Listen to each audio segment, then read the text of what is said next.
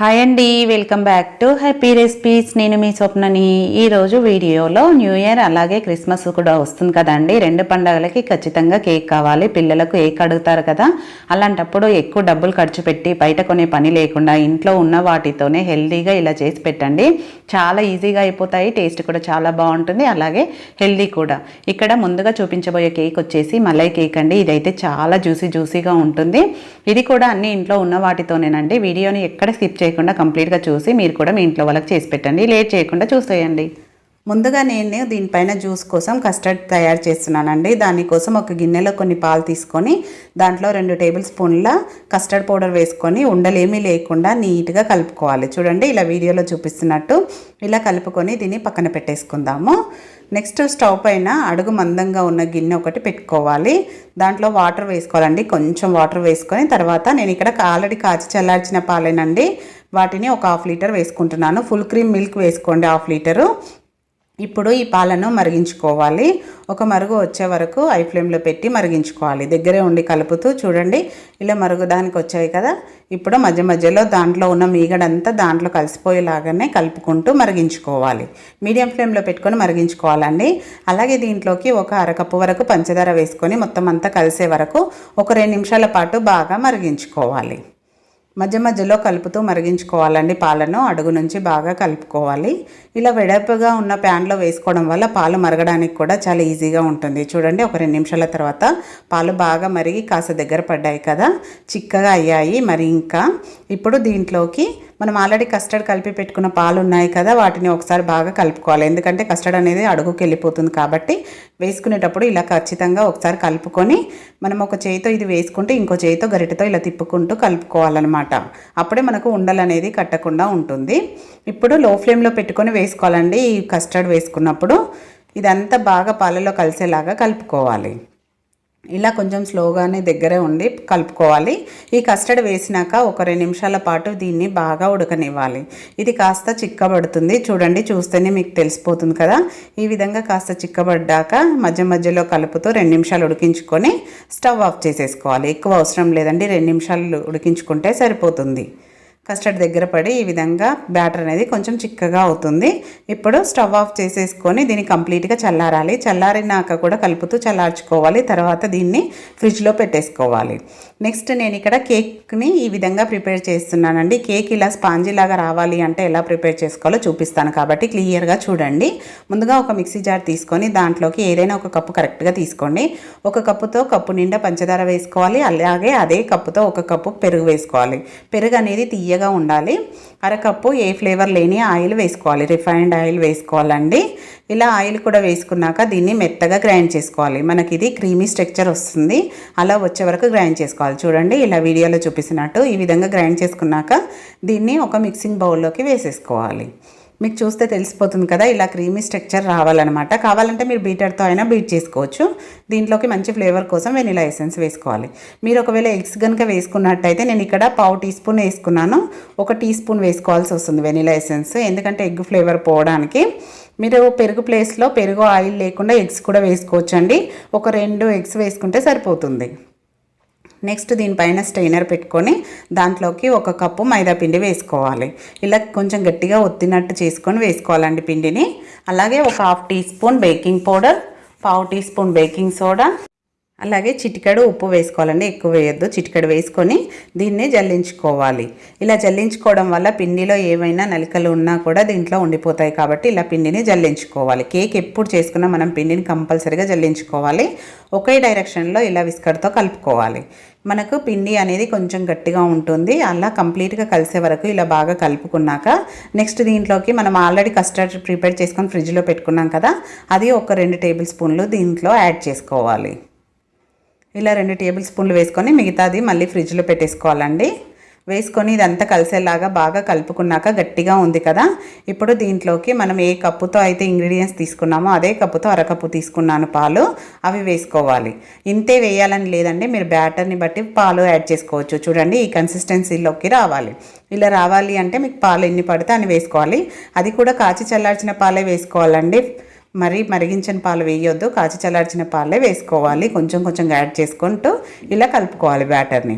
Batter అనేది ఇప్పుడు మనకు పర్ఫెక్ట్గా రెడీ అయిపోయింది కదా కేక్కి. ఇప్పుడు కలపడంలోనే ఉంటుందండి కేక్ అనేది పర్ఫెక్ట్గా రావడం అనేది. నెక్స్ట్ నేను ఇలా కేక్ ప్యాన్కి డస్టింగ్ చేసుకున్నానండి, ఆయిల్ అప్లై చేసి డస్టింగ్ చేసుకున్నాను. దీంట్లోకి బ్యాటర్ని వేసేసుకోవాలి. ఇలా బ్యాటర్ మొత్తం వేసుకున్నాక దీంట్లో ఒక 2-3 సార్లు బాగా ట్యాప్ చేసుకోవాలి. ఇలా వీడియోలో చూపిస్తున్నట్టు ఇలా 2-3 సార్లు బాగా ట్యాప్ చేసుకున్నాక ఎక్కడ గ్యాప్స్ అనేది లేకుండా ఉంటుంది. స్టవ్ పైన పెద్ద బగోన్ ఒకటి పెట్టుకొని దాంట్లో స్టాండ్ పెట్టుకొని బాగా హీట్ అవ్వనివ్వాలి ఒక 10 నిమిషాలు. 10 నిమిషాల తర్వాత చూడండి బాగా హీట్ అయింది, పొగలు కూడా వస్తున్నాయి కదా.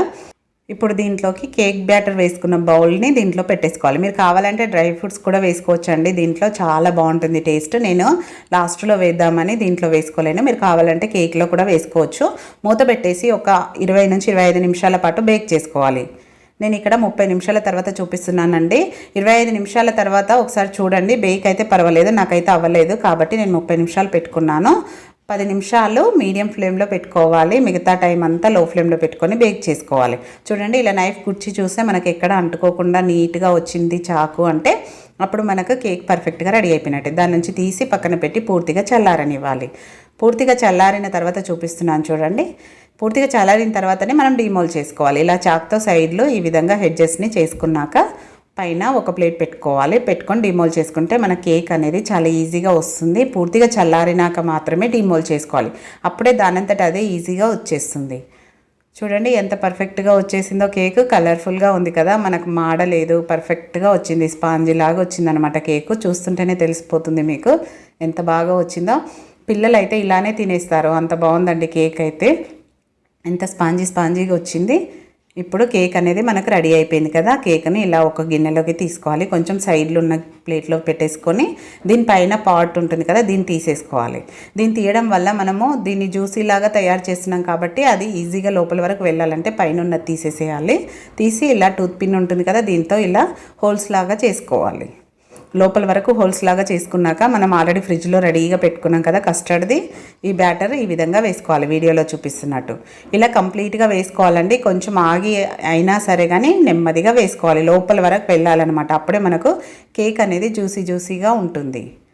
ఇలా కంప్లీట్గా వేసుకున్నాక చూపిస్తున్నాను చూడండి. ఇలా వేసుకున్నాక దీనిపైన నేను డ్రై ఫ్రూట్స్ని ఈ విధంగా వేసుకుంటున్నాను. మీరు కావాలంటే కేక్ బ్యాటర్లో వేసుకోవచ్చు, కేక్ పైన కూడా పెట్టుకోవచ్చు. నేను అలా కాకుండా ఇలా పైన గార్నిషింగ్గా వేసుకుంటున్నాను, చూడడానికి బాగుంటుంది, అలాగే పిల్లలు కూడా ఇష్టంగా తింటారు, తింటున్నప్పుడు పళ్ళకి తగులుతూ టేస్ట్ బాగుంటుంది.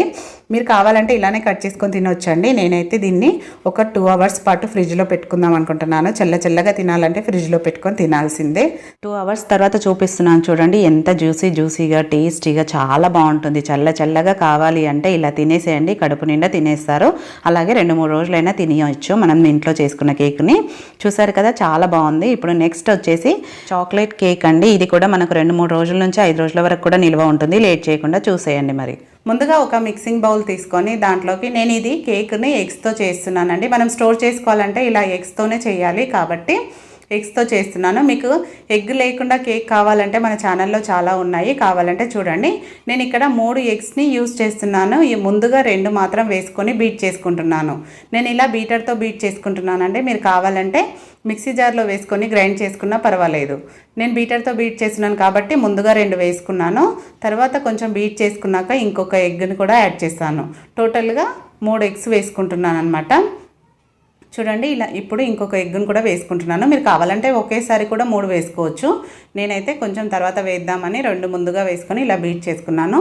బాగా బీట్ చేసుకోవాలన్నమాట, లైట్గా కలర్ చేంజ్ అవుతుంది, ఇలా వైట్ కలర్లోకి వస్తుంది. అలా వచ్చే వరకు బీట్ చేసుకున్నాక నెక్స్ట్ దీంట్లోకి 1/2 కప్పు పంచదార వేసుకోవాలి. అలాగే పంచదార వేసుకున్నాక అదే కప్పుతో దాంట్లో సగం వరకు ఆయిల్, రిఫైన్డ్ ఆయిల్ అండి, ఎలాంటి ఫ్లేవర్ లేని ఆయిల్ కూడా వేసుకోవాలి. నేను చూపించిన కరెక్ట్ మెజర్మెంట్తో వేసారంటే మీరు కూడా పర్ఫెక్ట్గా చేయగలుగుతారు. అలాగే 1 టీ స్పూన్ వెనిలా ఎసెన్స్ వేసుకోవాలి. మీరు మిక్సీలో వేసుకున్నట్టయితే అన్నీ ఒకేసారి వేసుకొని కూడా గ్రైండ్ చేసుకోవచ్చండి, అలా అయినా ఈజీగా వస్తుంది. నేను బీటర్తో బీట్ చేస్తున్నాను కాబట్టి ఇలా ఒక్కొక్కటిగా వేసుకొని బాగా బీట్ చేసుకోవాలి. ఇలా వైట్ కలర్లోకి రావాలండి, అలా వచ్చే వరకు బాగా బీట్ చేసుకోవాలి. ఇలా బీట్ చేసుకున్నాక నెక్స్ట్ దీంట్లోకి మనము పిండిని యాడ్ చేసుకోవాలి. ఇంకొకటి నేను ఇక్కడ మైదా పిండితో చేస్తున్నానండి, గోధుమ పిండి వాడట్లేదు. హెల్దీగా అయితే గోధుమ పిండితో చేసుకోవచ్చు, కానీ మనకు స్టోర్ ఉండాలంటే మైదా పిండితో అయితేనే స్టోర్ ఉంటాయి. మనం బయట కప్ కేక్స్ అని పిల్లలు కొనుక్కుంటారు కదా, అలా రావాలి అంటే మైదా పిండితోనే యాడ్ చేసుకోవాలి. చాక్లెట్ కేక్ కాబట్టి నేను ఇక్కడ 3 టీ స్పూన్ల కోకో పౌడర్ వేసుకుంటున్నాను. మైదా పిండిని మాత్రం గట్టిగా ప్రెస్ చేసుకొని వేసుకోవాలండి. అలాగే 1 teaspoon baking powder, 1/2 teaspoon వరకు బేకింగ్ సోడా వేసుకోవాలి. వేసుకొని వీటన్నిటిని బాగా జల్లించుకోవాలి. ఇలా జల్లించుకున్నాక మళ్ళీ బీట్ చేసుకోవాలి. పిండి అంతా అందులో కలిసేలాగా కొంచెం జాగ్రత్తగా ఇలా బీట్ చేసుకోవాలి. ఒకవేళ మీరు మిక్సీలో గ్రైండ్ చేసుకుంటే ఒక బౌల్లోకి వేసుకొని దాంట్లో పిండి వేసుకొని బీటర్తో కానీ స్పూన్తో కానీ కలిపేసుకోవాలి. ఇలా కలుపుకున్నాక చూడండి, ఇలా గట్టిగా అయింది కదా. ఇప్పుడు దీంట్లోకి కొంచెం కొంచెంగా పాలు యాడ్ చేసుకుంటూ మనకు కావాల్సిన బ్యాటర్ వచ్చే వరకు కలుపుకోవాలి. చూడండి, ఇలా థిక్గా అయింది కదా. ఇప్పుడు దీంట్లోకి పాలు కొంచెం కొంచెంగా వేసుకోవాలి, ఎక్కువ వేయొద్దండి ఒకేసారి, మరీ లూజ్గా అయిపోతుంది. ఇలా కొంచెం కొంచెంగా వేసుకున్నాక నాకైతే ఇక్కడ 1/2 కప్పు కంటే కూడా తక్కువే పట్టాయి పాలు. ఇలా బీట్ చేసుకున్నాక నెక్స్ట్ ప్యాచ్లతో కలుపుకొని మన కన్సిస్టెన్సీని కరెక్ట్గా ఉందా లేదా చూసుకోవాలి. ఒకవేళ మీకు గట్టిగా ఉంటే ఇంక కొంచెం పాలు యాడ్ చేసుకోవచ్చు. అందుకే పాలు మాత్రం చూసుకుంటూ వేసుకోవాలండి, ఎక్కువ వేయొద్దు. ఇలా బ్యాటర్ అనేది మనకు పర్ఫెక్ట్గా రెడీ అయిపోయింది కదా. ఇప్పుడు నేను ఇక్కడ కేక్ బౌల్కి ముందుగానే ఆయిల్ అప్లై చేసి అలాగే పిండిని డస్టింగ్ చేసుకున్నాను. దాంట్లోకి కేక్ బ్యాటర్ని వేసుకుంటున్నాను.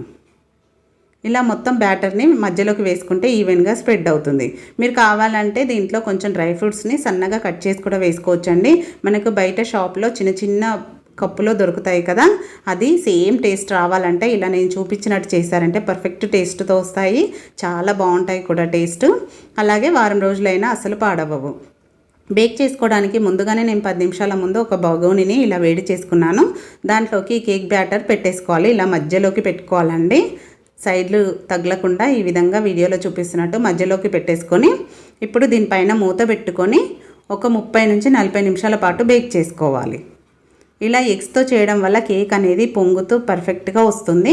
నేనైతే 35 నిమిషాల తర్వాత చూపిస్తున్నాను చూడండి. నేను ఇక్కడ 25 నిమిషాలకు చూశాను, బేక్ అవ్వలేదు కాబట్టి ఇంకొక 10 నిమిషాలు ఉంచుకొని 35 నిమిషాలకి చూపిస్తున్నాను. కేక్ అనేది మనకు పర్ఫెక్ట్గా బేక్ అయింది. ఎక్కడ తడి అనేది అంటుకోకుండా ఉంది అంటే కేక్ పర్ఫెక్ట్గా బేక్ అయినట్టే. ఇప్పుడు స్టవ్ ఆఫ్ చేసేసుకొని ఈ గిన్నెను పక్కకు దింపుకోవాలి.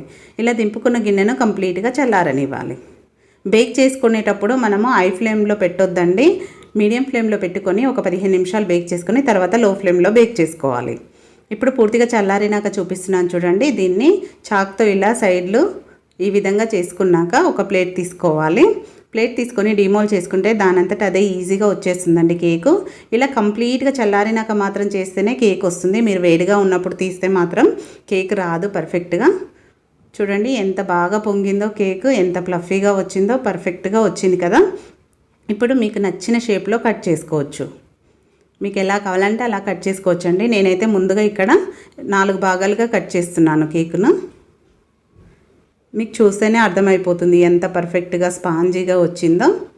ఇలా నేను చూపించిన మెజర్మెంట్తో చేశారంటే మీరు ఎంత పెద్ద కేక్నైనా ఈజీగా చేయగలుగుతారండి.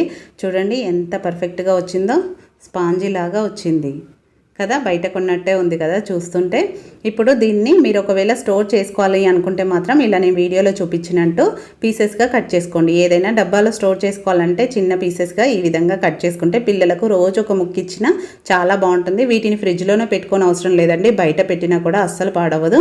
5-6 డేస్ వరకు అదే ఫ్రెష్నెస్తో ఉంటాయి. పిల్లలకు స్నాక్స్ లాగా స్కూల్కి పెట్టడానికి కూడా చాలా బాగుంటుంది ఈ కేక్. కాబట్టి తప్పకుండా ట్రై చేయండి. ఈ క్రిస్మస్కైనా న్యూ ఇయర్కైనా చాలా టేస్టీగా ఉంటుంది. ఇప్పుడు మన నెక్స్ట్ కేక్ రెసిపీ వచ్చేసి ఇది కూడా మలై కేక్ అండి. అది కూడా ప్యాన్లో చేస్తున్నాను. చాలా సింపుల్గా అయిపోతుంది. లేట్ చేయకుండా చూసేయండి. మరి ముందుగా ఒక మిక్సింగ్ బౌల్ తీసుకొని దాంట్లోకి ఏదైనా 1 కప్పు మెజర్మెంట్తో అన్నీ దాంతోనే తీసుకోండి. నేనైతే ఇలా ఒక చిన్న గిన్నెతో 1/2 కప్పు పంచదార వేసుకున్నాను. అలాగే 1/2 కప్పు పెరుగు.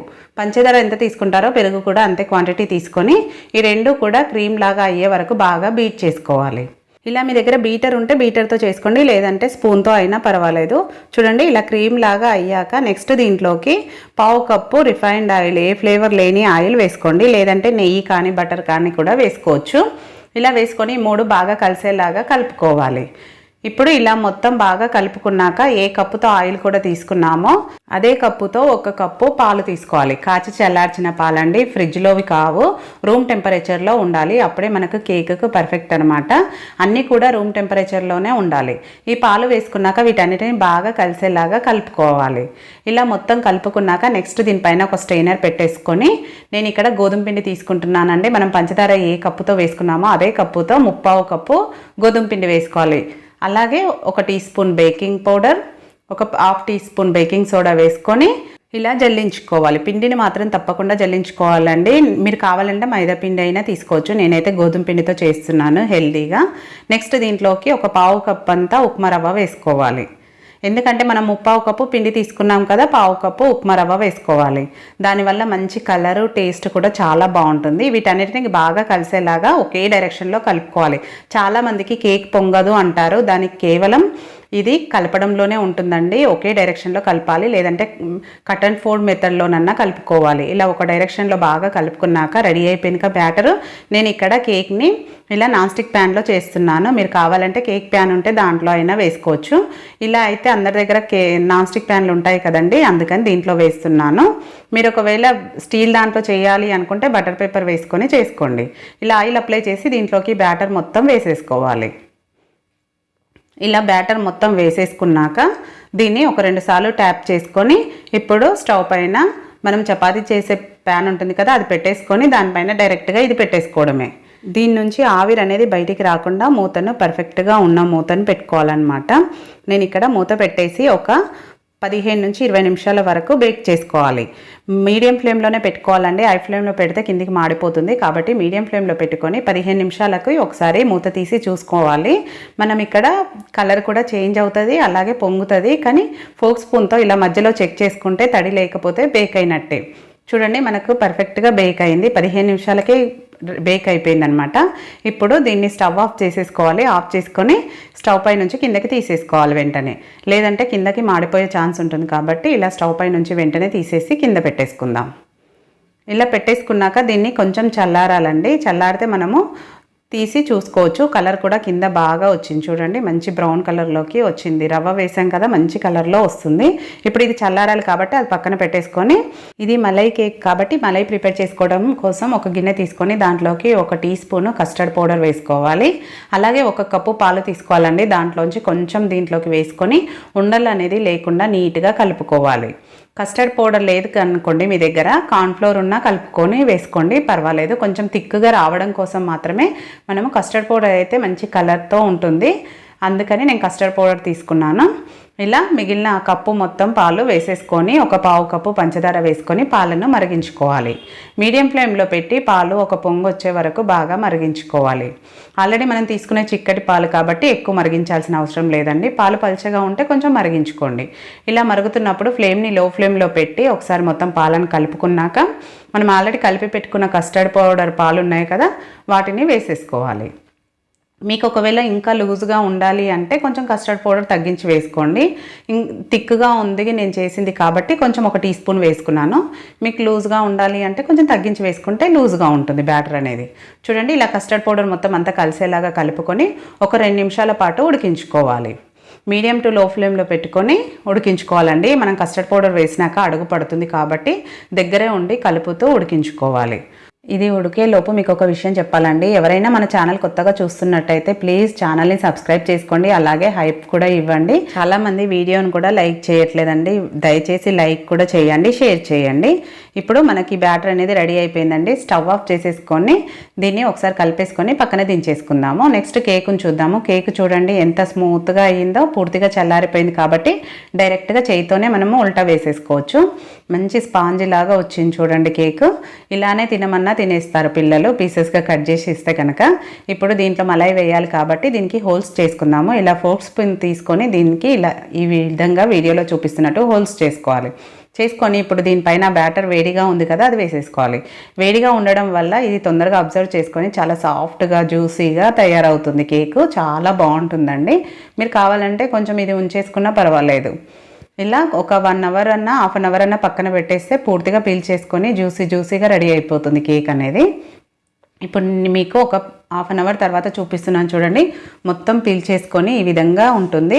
ఇప్పుడు మీకు కావాలంటే దీనిపైన డ్రై ఫ్రూట్స్ వేసుకోవచ్చు. నేనైతే ఇక్కడ కొన్ని వేసుకుంటున్నాను.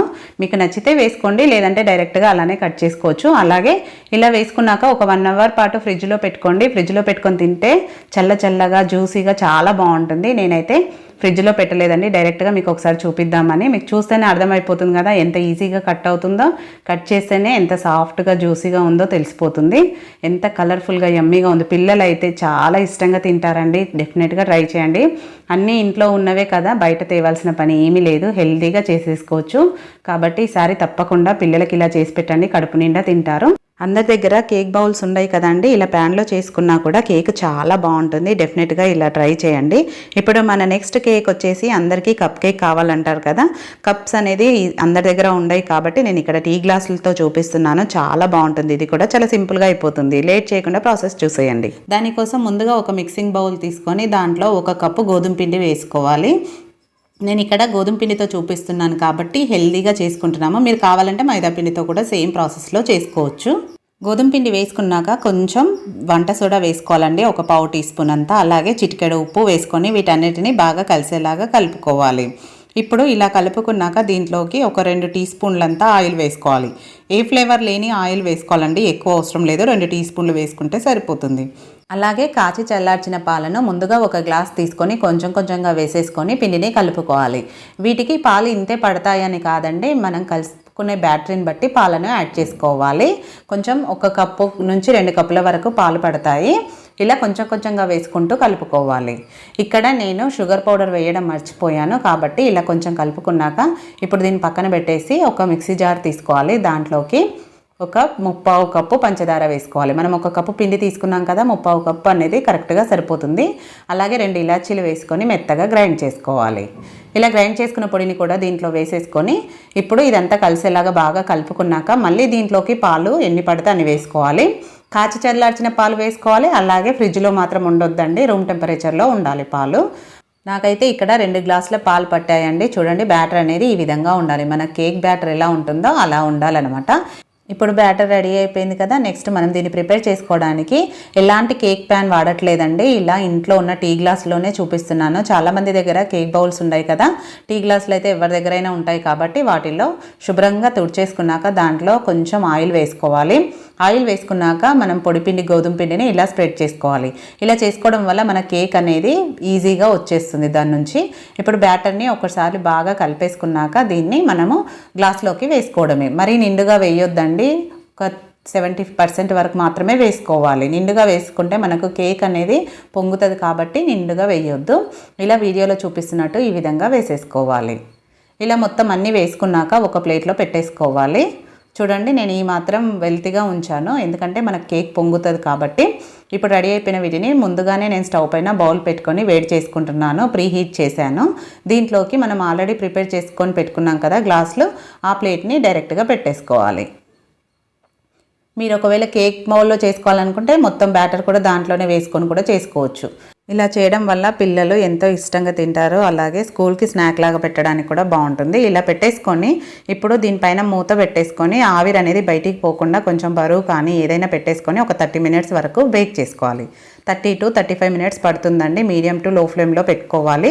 ఒక 5 నిమిషాలు మీడియం ఫ్లేమ్లో పెట్టుకొని తర్వాత లో ఫ్లేమ్లో కుక్ చేసుకోవాలి. చూడండి, నేను ఇక్కడ 30 మినిట్స్ తర్వాత చూపిస్తున్నాను. కేక్ అనేది మనకు పర్ఫెక్ట్గా బేక్ అయిపోయింది. ఇలా చాక్తో గుచ్చి చూస్తే తడి లేకపోతే కేక్ బేక్ అయినట్టే. దీన్ని తీసి కింద పెట్టేసి పూర్తిగా చల్లారినాక మాత్రమే గ్లాస్ నుంచి రీమూవ్ చేసుకోవాలి. అప్పుడు మనకి ఈజీగా వస్తుంది. చల్లారాక చూపిస్తున్నాను చూడండి. ఇప్పుడు దీన్ని చాక్తో జస్ట్ సైడ్లు ఇలా అనేస్తే మన కేక్ అనేది ఈజీగా వచ్చేస్తుంది. చూడండి ఎంత కలర్ఫుల్గా యమ్మీగా ఉందో. గోధుమ పిండితో చేసుకున్నా కూడా మనకు పర్ఫెక్ట్గా వస్తుంది. చాలామంది దగ్గర బేకింగ్ పౌడర్ అలా ఉండవు కదా, ఇలా సింపుల్గా ఇంట్లో ఉన్న వాటితోనే పిల్లలకు హెల్తీగా చేసి పెట్టవచ్చు. తప్పకుండా నేను చూపించిన ప్రాసెస్లో ఈసారి ట్రై చేయండి. ట్రై చేశాక మీకు ఎలా కుదిరింది అనేది కూడా ఫీడ్బ్యాక్ పెట్టండి. నచ్చిందా అన్ని వీడియో? నచ్చితే లైక్ చేయండి, మీ ఫ్రెండ్స్ రిలేటివ్స్తో షేర్ చేసుకోండి. మరిన్ని ఇలాంటి టేస్టీ రెసిపీస్ కోసం మన హ్యాపీ రెసిపీస్ ఛానల్ని సబ్స్క్రైబ్ చేసుకోవడం మాత్రం మర్చిపోకండి. అలాగే హైప్ ఇవ్వడం కూడా అసలు మర్చిపోకండి. తప్పకుండా హైప్ ఇవ్వండి. చూడండి ఎంత ఫ్లఫీగా యమ్మీగా వచ్చిందో. డెఫినెట్గా ట్రై చేయండి. Thank you for watching.